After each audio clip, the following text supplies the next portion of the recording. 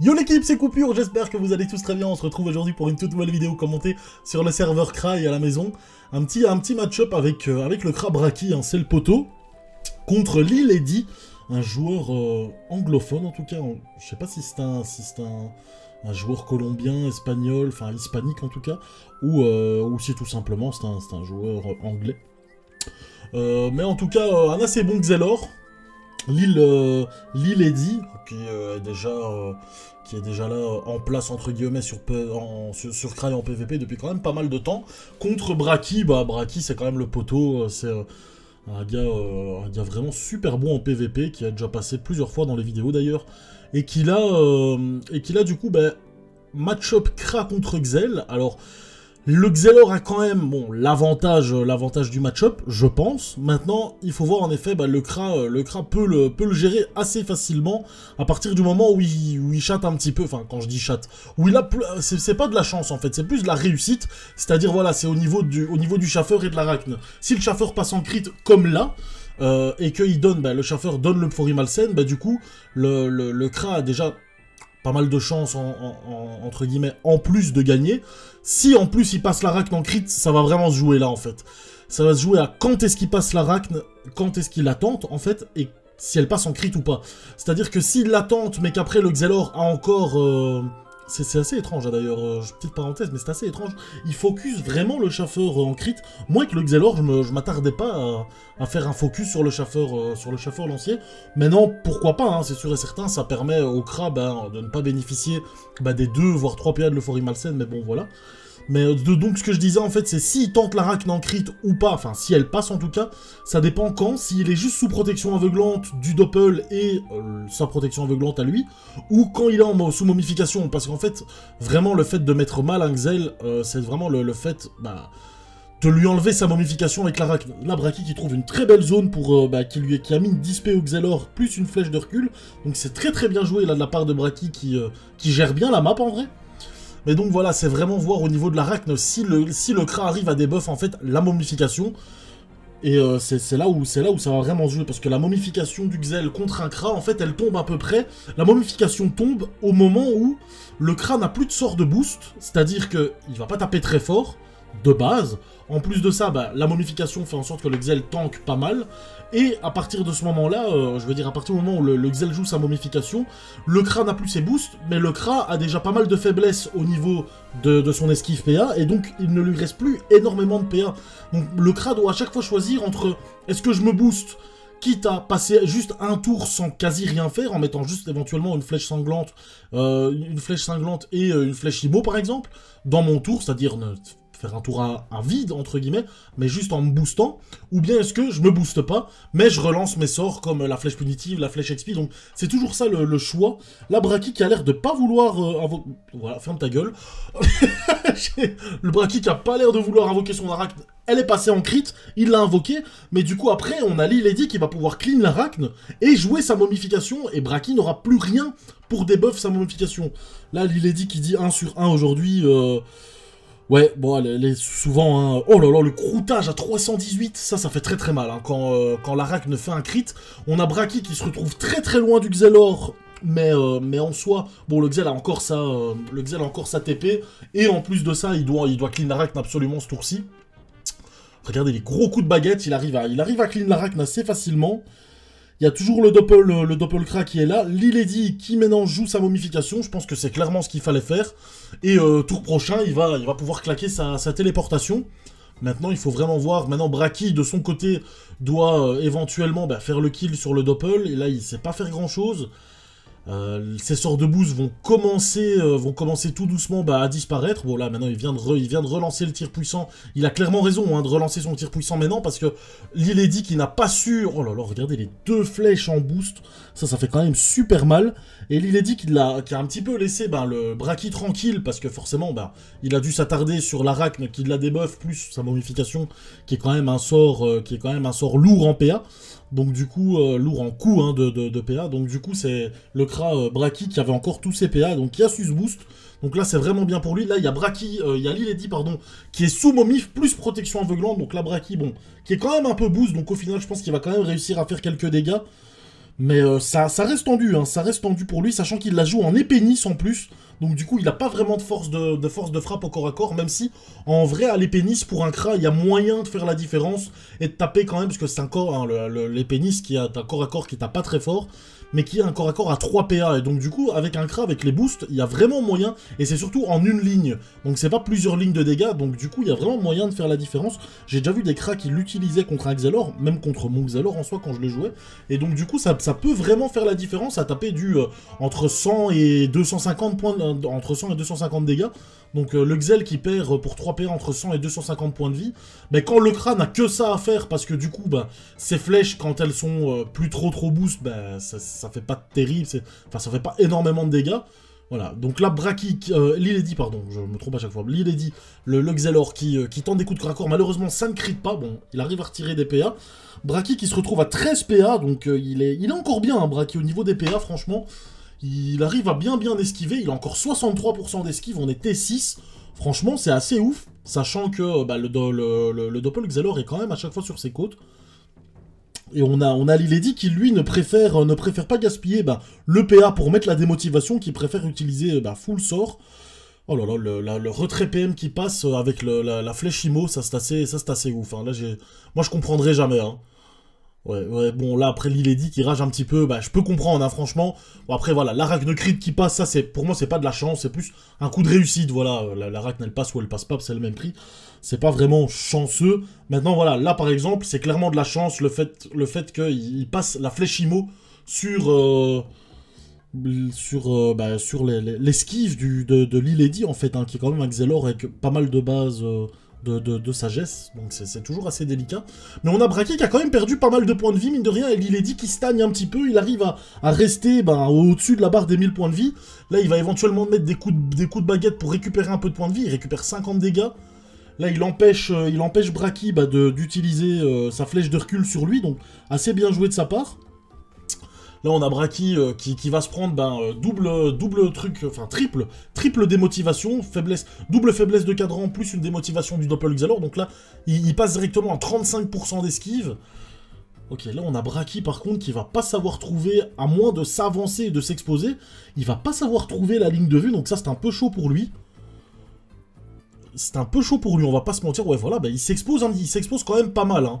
Il s'expose pas mal, là, il place sa flèche XP, mais bon, 200 dégâts, c'est pas terrible. Enfin, c'est pas terrible, c'est toujours ça. Oh là là, encore du vol de PM, ça, c'est assez ouf, hein, quand même. Ça, c'est assez ouf. Bon, après, voilà, la flèche XP qui fait vraiment bien la différence, et la flèche cinglante qui allait de toute façon empêcher Liledi de s'approcher énormément. Je pense pas que le PA qui vient de voler avec la flèche IMO change grand chose. Maintenant, voilà, c'est sûr et certain que c'est assez insane, hein, franchement. C'est vraiment assez insane de comme ça voler des PM à un Xelor avec une flèche IMO. Bon, alors la flèche cinglante, on ne sait pas esquiver, mais... Braki, ça se voit que je parle pas anglais. Braki qui bégaye, il le laisse parler. Il lui répond en français, non mais à l'aise, de toute façon. Je pense que Liledi comprend un petit peu aussi, donc il n'y a pas de souci. Et après, on comprend un petit peu ce que Liledi dit également, hein, c'est pas non plus... voilà. Là, on a Braki à 1200 points de vie, on a le Xelor qui est un peu en dessous de la barre des 1000 points de vie. Il vient de se reprendre une protection aveuglante de son Doppel, donc là, le Xel qui est quand même plutôt pas mal, même s'il est un peu loin du Kra. Je pense qu'il va falloir qu'il claque son rollback, tout simplement. Maintenant, on va voir un petit peu comment est-ce qu'il va gérer. Regardez, il fait 0 dégâts à la flèche... Ouais, c'est ce qu'il dit, hein. Il a dit, ouais, Schaffer crit, Arak crit et il vole des PM. Ouais, bah c'est comme ça, hein, écoute. Les PM, c'est abusé. Après, le Schaffer et l'Arak, c'est un peu de réussite. Je pense qu'il va devoir claquer son rollback pour pouvoir s'avancer et tenter de faire des dégâts à Braki, qui là a pris un sérieux avantage au niveau, que ce soit des points de vie ou au niveau de la distance, hein, sur la map. Voilà, Liledi qui claque son rollback. Ok, d'accord. Alors, Rhys va s'avancer un petit peu, je pense qu'il peut faire des fuites, il peut faire éventuellement quelques fuites. Voilà, je pense que là, il va tenter des coups de corps à corps, ok d'accord, il tente des coups de corps à corps. Là, on a Braki qui se retrouve au même nombre de points de vie que Liledi, donc franchement, c'est ce que je vous avais dit, hein. La momification pour un Kra qui met vraiment le Kra dans le mal, hein. Là, on a Braki qui avait, à un moment, presque le double de points de vie que le Xel. Et maintenant, la momie qui reste en plus blindée de tours, je pense qu'elle reste 5 tours ou 6 tours, c'est assez ouf. Et là, on a Liledi qui se retrouve au même nombre de points de vie que Braki, presque, c'est assez ouf. Mais là, voilà, il a réussi à prendre quand même encore l'avantage au niveau de la distance, donc c'est vraiment bien joué de la part de Braki. Liledi qui fait pas énormément de retrait PA, hein, qui préfère vraiment tenter des coups de corps à corps. En soi, pendant tout le combat, Liledi, il s'est retrouvé un petit peu en PLS, la tête sous l'eau, à essayer de rattraper le nombre de points de vie, la différence de points de vie, on va dire, entre Braki et lui, donc c'est toujours délicat. C'est toujours délicat, match-up Xel contre Kra.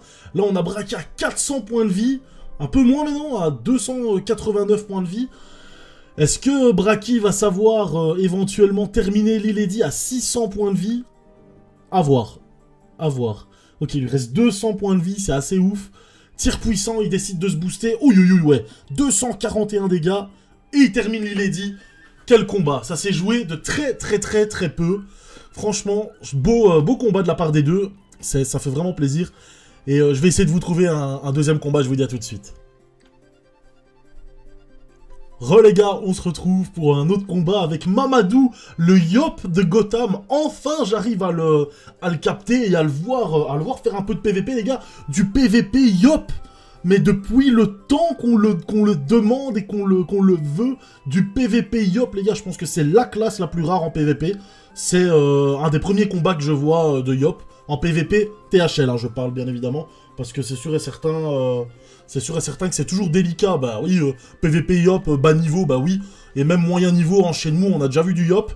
Mais là, PVP Yop THL, et là on a Mamadou, donc le Yop de Gotham, hein, je le rappelle, Gotham, la brute, hein, l'Eka Flip assez brute, assez chanceux aussi, mais ça reste un très bon Eka Flip qui lui maintenant joue un Yop, et GG à lui, franchement, d'utiliser cette classe, qui est pas la meilleure en PVP, mais qui a quand même une classe super originale, hein, plus originale que ça, je pense que avec le FK et le SRAM, plus original que ça, tu meurs.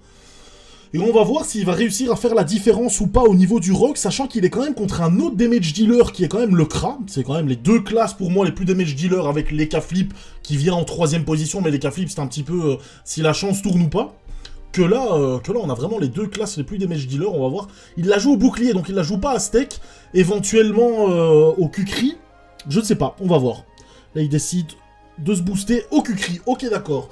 Il fait quand même 420 bons dégâts. Il avait de base plus de 4000 points de vie, donc ça c'est une maîtrise de l'épée de la part de Ziwu qui à mon avis va déchirer à la sec. Ouais voilà c'est ça. J'attendais de voir qu'il donne son premier coup de corps à corps, mais comme il n'a pas de bouclier, c'était assez logique. Hein. Des fois j'oublie un petit peu ces trucs assez logiques, basiques. Il n'a pas de bouclier grade 5 ou 6. D'office le gars il est en aztèque gros, réfléchis même pas, mais voilà. Après, il aurait pu éventuellement oublier d'en mettre un, c'est sûr et certain. Il arrive quand même à voler des PM, à Mamadou, bah oui, à Mamadou. Donc, j'ai envie de dire à Gotham, mais c'est pas les cas, c'est son Yop, donc du coup, ok. Il décide d'invoquer son Doppel Yop qui lui aussi, normalement, peut faire des coupés, donc peut potentiellement retirer des PM. C'était un Doppel qui est vraiment très intéressant, qui booste son... Qui booste son invocateur, entre guillemets. Regardez, là, ah non, j'ai cru qu'il avait réussi à voler des PM, enfin, à retirer des PM, mais non, pas du tout. Là, on a Ziwu qui, s'il arrive à voler un PM au Doppel Yop, voilà qui est fait. Il va avoir la diagonale en descendant tout en bas, voilà qui est fait également. Il va pouvoir commencer à mettre pas mal de dégâts sur le Yop. Maintenant, on va voir si le Yop, lui, après, en claquant son bond... Regardez, il fait quand même très mal, hein. Le Yop qui a que 10% de résistance terre, et c'est sûr et certain, sans bouclier, c'est vraiment délicat pour le Yop. Là, on a le Yop qui va éventuellement, ok, mettre des épées du jugement, il tente pas éventuellement un... Il tente pas un souffle, voilà, désolé, je cherche un petit peu les mots, mais il a pas tenté un souffle, il me semblait qu'il avait encore un PM, et qu'il pouvait éventuellement faire un souffle et mettre des coups de corps à corps après, voilà. C'est toujours assez délicat, parce qu'après, le Kra aurait pu éventuellement lui mettre une flèche de recul, que là, il est relativement safe. Et là, on a Ziwu qui... Oh là là, les coups d'épée, mon gars, les coups de corps à corps que Ziwu, il met, mais il lui met la pression de ouf, en vrai. Et là, on a Mamadou, s'il n'arrive pas à terminer Ziwu ce tour-là, il a 2000 points de vie, Ziwu, à mon avis, Mamadou, là, il est niqué. Hein. Donc, on a le Yop, s'il termine pas... Bon, après, c'est un Yop, hein, il a 2000 dégâts à faire, un Yop. Je vous avoue, je connais pas vraiment les... Oh là là, regardez-moi ça. Oh, les coups de corps à corps qu'il met. Oh là là, en crit, il va le terminer. Non, 30 points de vie, les gars, il a mis 2000 dégâts sur un tour. C'est insane. Oh là là là là là là. Il a mis 2000 dégâts sur un tour. Ça s'est joué à 30 points de vie. Il a mis 2000 dégâts sur un tour. Et c'est dommage, le double yop éventuellement aurait pu faire quelque chose. Oh merde. C'est vraiment dommage, mais bien joué aux deux. Combat full bourrin, hein. 4 minutes de combat, mais on part sur du combat moyenne de dégâts par seconde. Les DPS dans ce combat, ça a été n'importe quoi. Mais bah écoutez, chouette un combat avec un yop les gars, ça fait vraiment plaisir. Je suis vraiment content de pouvoir vous proposer ça sur la chaîne. Il en fallait et ça fait plaisir. Donc voilà, bah écoutez, je vais essayer de vous trouver quand même un autre combat pour finir la vidéo. Et je vous dis à tout de suite. On se retrouve pour un troisième et dernier combat, encore une fois avec le Yop Mamadou contre Lil Eddy. Donc on va voir un petit peu match-up Yop. Je vous avoue, je sais pas trop quelles sont les faiblesses du Yop, les forces du Yop également. Les forces, on le sait que c'est DPS en fait, hein, c'est le nombre de dégâts qu'il peut mettre par tour. C'est assez, on peut dire même DPT en vrai, le nombre de dégâts par tour. Mais c'est assez insane. Et là, on est contre Lil Eddy. Donc, Yop, qui la joue en 17-7. Alors, assez ouf, hein, Lil Eddy, de base, qui joue son mode de base, de base, en fait, hein, tout simplement. Il est en solo monk. Alors, assez bizarre. Enfin, solo monk contre un Yop. C'est pas le mieux pour avoir des pourcentages de résistance. Maintenant, est-ce qu'il a Mimi Bioté? Ça, j'en sais rien. Et on va voir un petit peu comment est-ce que le Yop va se démerder et est-ce que le Yop va avoir assez de PA que pour pouvoir faire ses tours full dégâts ou si justement... je pense qu'il est déjà de base en épénis. Donc là on a le Yop en épénis. Et on va voir si justement peut-être un mode épénis. Regardez, il fait 350 dégâts à l'épénis les gars. C'est assez insane, hein. C'est comme un coup de dague en soi, ouais, 300 dégâts. Il arrive à clean le doppel Xelor directement en un tour avec des gros coups d'épénis. Franchement, pourquoi pas? Pourquoi pas? En vrai, c'est déjà un corps à corps qui est vraiment blindé utilisé en PVP. Bon, malheureusement, le corps à corps qui donne pas de sagesse, donc là, le Yop qui va perdre quand même pas mal de sagesse contre un Xelor, c'est toujours assez délicat. Maintenant, c'est un corps à corps qui tape sur une ligne, donc ça, c'est bien pour lui, sachant que le Xel qui va pouvoir mettre ses protections aveuglantes, son contre, sa momification, le Yop qui n'a pas de quoi débuff, donc du coup, ça, c'est toujours tendu aussi. Éventuellement, sauf s'il place une arachne crit et qu'il arrive à avoir beaucoup de chance. À moins que, est-ce qu'il a un mode 1 sur 2 là, avec un Kim, une épénis, il peut éventuellement avoir un mode 1 sur 2. Pourquoi pas? Regardez les dégâts qu'il met. Enfin là, avec 6 PA, il a mis 500 dégâts quoi. À Lil Eddy, ce qui est assez ouf, hein, franchement. Sachant que le Xel a quand même pas mal de contre, etc. Pas mal de boucliers, entre guillemets.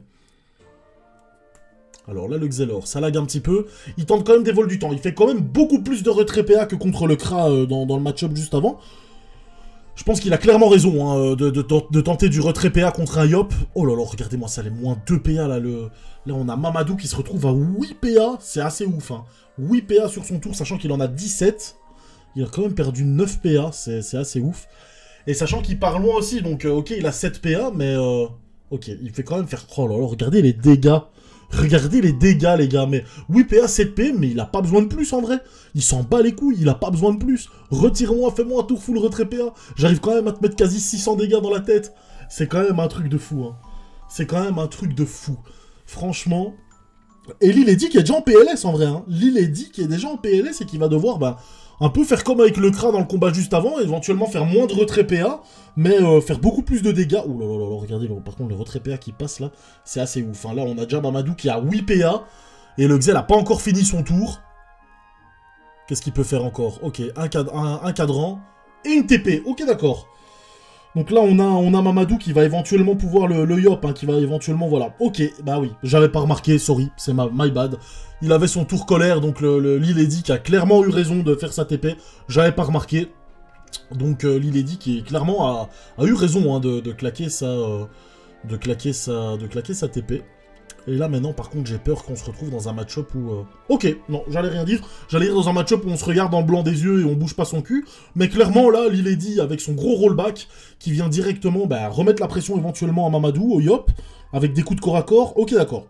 il se met sa momification, mais du coup, il peut pas faire grand-chose en plus, quoi. Voilà, il lui a retiré, quoi, 5 PA, 6 PA. Ah, c'est déjà ça, quand même, hein. C'est déjà ça. Maintenant, est-ce que maintenant... Oh, regardez-moi ça, les dégâts, les gars, sous momification. Il lui met 200 dégâts pour 3 PA. C'est quand même ouf, quoi. Franchement, enfin, je sais pas si vous vous rendez compte, mais c'est quand même assez ouf. Et ce mode a l'épénis qui est franchement pas mal.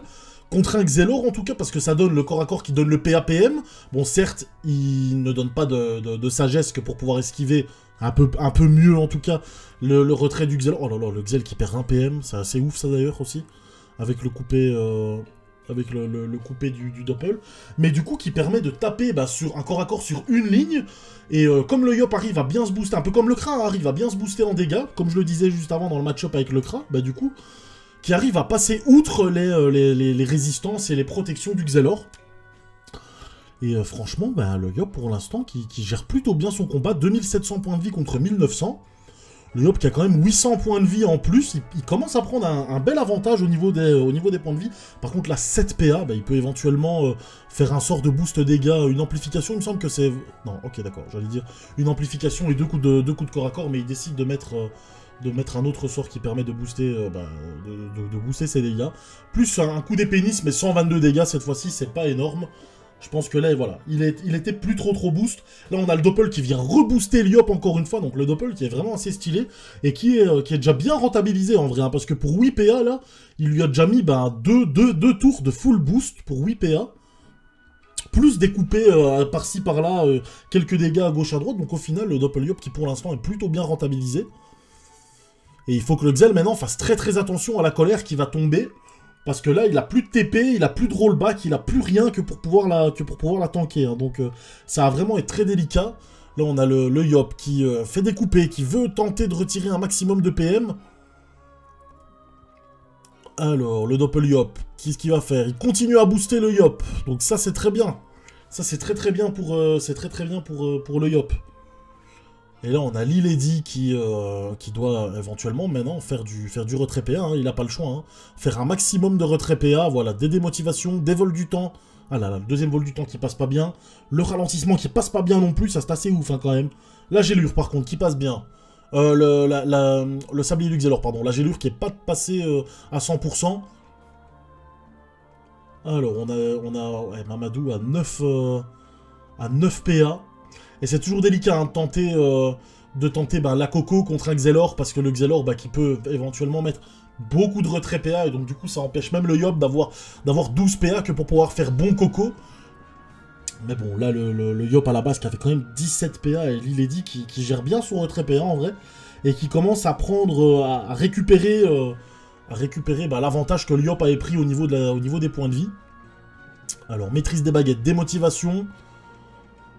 Des poussières temporelles, ok d'accord, il veut vraiment taper à distance. Regardez les démotivations sur le Yop, c'est assez insane, hein, le nombre de démotivations que le Yop a sur la tête. Et il est pas full boosté, il a juste une puissance sur sa tête. Donc c'est pas terrible, enfin c'est pas terrible, il est pas vraiment bien à ce niveau-là. On a quand même Lilady qui, je le rappelle, a quand même un très gros bouclier. Et là on a, oh là là, regardez-moi ça, le Yop, hein, qui met quand même de grosses patates à distance. Hein. Les gars, là on est à distance, regardez à la PO à laquelle il le met, c'est quasi le même Rox qu'un Kra. Mais il met quand même 400 dégâts à distance. C'est un Yop, les gars, de base. Hein. Donc, franchement, assez stylé. Assez stylé. Là, on a Lilady qui se retrouve encore une fois en PLS. Le Yop qui a 2000 points de vie. Lilady qui est moins que 1000 points de vie. Enfin, maintenant peut-être qu'il va récupérer quand même un peu plus de points de vie. Et là, ouais, il doit commencer à rusher, en vrai. Hein. Il n'a pas le choix. Il doit commencer à faire des dégâts. Là, on a le Yop qui remet une vitalité pour 21 tours, donc bref, pour tout le combat, en gros, une vitalité, plus 300 points de vie. Et ouais, Lilady qui avait quand même réussi à récupérer encore une fois cet avantage au niveau des points de vie que le Yop avait. Mais il a dû passer tout un tour full cac, hein, donc il n'a pas fait grand chose de plus. Et là, on a le Yop qui est parti assez loin, qui décide de partir. Ok, ça tente des poussières temporelles, ça fait pas beaucoup de dégâts malheureusement, ça fait pas en crit hein, non plus. Donc en crit, c'est potentiellement retirer, ça peut potentiellement retirer 2 PA, c'est ce que j'allais dire. Un sablier du Xelor pour retirer encore des PA. Là, on a le Yop qui est 11 PA, c'est pas terrible. On va voir qu'est-ce qu'il va décider de faire, sachant que le Yop et le Xelor, là, qui se retrouvent un petit peu côte à côte au niveau des points de vie. Ça reste tendu, c'est vraiment chaud, là, comme combat. Combat assez long d'ailleurs, hein, franchement. J'aurais cru que ça allait pas durer aussi longtemps, mais je pense que c'est assez logique. Hein. Forcément, le Yop, bah, qui ne sait pas faire beaucoup de dégâts parce que le Xelor lui retire beaucoup de PA. Et oh là là, ok, d'accord. Épée du destin. Ok, 2 épées du destin. Bien joué de la part du Yop, qui préserve cet avantage au niveau de la PO. Et qui arrive à mettre quand même pas mal de dégâts, mine de rien. Elle a quand même mis allez, 250 dégâts, donc c'est pas négligeable. 250 dégâts sans ligne de vue en restant complètement à l'opposé au niveau de la map. Et forcément, bah, le Yop qui sait pas faire de gros dégâts sur le Xelor, parce que de base, bah, le Xelor est déjà sous protection, et en plus de ça, le Yop qui n'a pas tous ses PA, donc c'est logique que le combat prenne un peu de retard, entre guillemets. Ok, le Xelor qui réinvoque son Doppel, le Doppel qui va remettre une protection aveuglante sur le Xelor. Ah là là, on va voir, hein, encore un petit peu chaud là, j'espère que ça va pas se regarder dans le blanc des yeux, comme je l'ai dit là tantôt. Et que ça va rush, mais le souci c'est que là le premier qui rush il se prend un tour full corps à corps dans la tête et full dégâts du coup. Et du coup il y a de gros risques qu'ils perdent le combat, sachant que les deux classes n'ont quasi rien pour se soigner. Je pense que le Yop a une épée, je me souviens plus trop du nom. L'épée du destin c'est possible, je sais plus, bref. Il a une épée pour éventuellement récupérer des points de vie, je pense que c'est ce qu'il va faire là d'ailleurs. Hein. Oh là là, regardez les coups qu'il met, les gars, les coups qu'il met. L'épée du jugement, merci, c'est ça, l'épée du destin, non. Je pense qu'il vient de faire une épée du destin, en plus, le sort en ligne. Non, c'était l'épée du jugement, c'est ça, un sort assez fumé, hein. Je me souviens au début, ok, il a la relance du rollback, Lilady, ok, d'accord, c'est quand même assez ouf, hein, sachant que le rollback, c'est quand même pas mal de tours au niveau de la relance et du cooldown. Là, par contre, la poussière temporelle, moins 2 PA, le ralentissement, moins 3 PA. Mais en attendant, il fait pas beaucoup de dégâts, donc c'est bien de mettre du retrait PA, mais il fait pas énormément de dégâts. Alors si son but c'est d'attendre que la vitalité... Ah, j'ai pas compris. Le Yop a 12 PA, et Lilady qui s'avance. Et il lui reste un peu plus de 700 points de vie. Ah ouais, là, le Yop, il faut pas lui dire deux fois, hein. Il va arriver à te mettre des grosses patates avec son épée Nice, bah c'est terminé je pense, hein. Non, pas terminé, à 64 points de vie près. Le Doppel Yop qui va pas savoir faire grand chose malheureusement. Lilady qui, je comprends pas pourquoi il est resté là, je comprends pas. Qui va éventuellement pouvoir terminer le Yop, il fait pas de crit malheureusement. Aïe aïe aïe aïe aïe, ça ne crit pas malheureusement pour lui. Ah ouais, le dernier qui crit, mais ça, les autres coups de corps à corps n'ont pas crit. Et là le Yop qui va pouvoir terminer Lilady sans aucun problème à mon avis, avec une épée de Yop.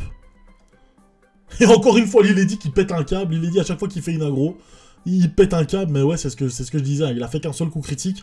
Et là, on a Mamadou qui, si Lilady avait fait un peu plus de coups critiques, je pense qu'il l'aurait battu. Et là, Mamadou qui va pouvoir, le Yop qui va pouvoir terminer le Xelor. Et voilà, terminé. Donc le Yop avec une victoire. Franchement, GG à lui, GG aux deux. Et avec un mode assez stylé, hein, le Yop en épée Nice comme ça contre un Xelor, ça fait toujours... Ça fait toujours stylé. Donc voilà, bah écoutez, c'est déjà la fin de cette vidéo. Vidéo avec du Yop, les gars, ça fait franchement plaisir. Ça va faire plaisir. Ça, je sens que ça va faire plaisir. Donc voilà, bah écoutez, je vous remercie d'avoir regardé la vidéo. N'hésitez pas, comme je le dis de temps en temps, à vous abonner. Ça fait toujours plaisir. Et je vous fais des gros bisous, les potos.